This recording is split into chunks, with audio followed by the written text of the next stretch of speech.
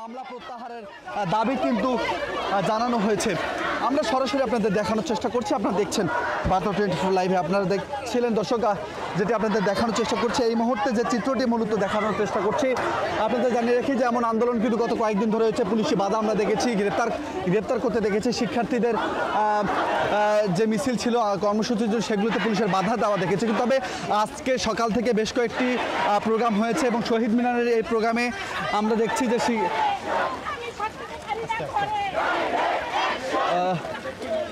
দেখেছি। তবে এই মুহূর্তে আমি যেটা শুরুতেও বলেছি যে আমাদের আন্দোলনটা এখন আর কোটা সংস্কারের মধ্যেই সীমাবদ্ধ না।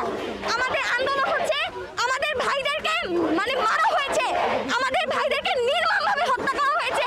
আমাদের এখনো আমাদের অনেক ভাই যাদেরকে গুম করা হয়েছে, আমাদের অনেক ভাইকে গণগ্রেফতার করা হয়েছে। আমরা এগুলোর প্রতিবাদ জানাই। আমরা আজকে এখানে এসেছি আমাদের প্রতিবাদ ব্যক্ত করার জন্য। জিনিসটা আর কোটা সংস্কারের মধ্যে নেই। আপনার কোটা আপনি রাখেন, আমার ভাইকে ফেরত দেন। আমার যেই ভাই গুম হয়েছে আমরা তাকে ফেরত চাই। আমার যেই ভাইকে গণগ্রেফতার করা হয়েছে আমি সেই ভাইকে ফেরত চাই। আমার যেই ভাইয়ের বুকে গুলি লাগছে আমি সেই ভাইকে ফেরত চাই।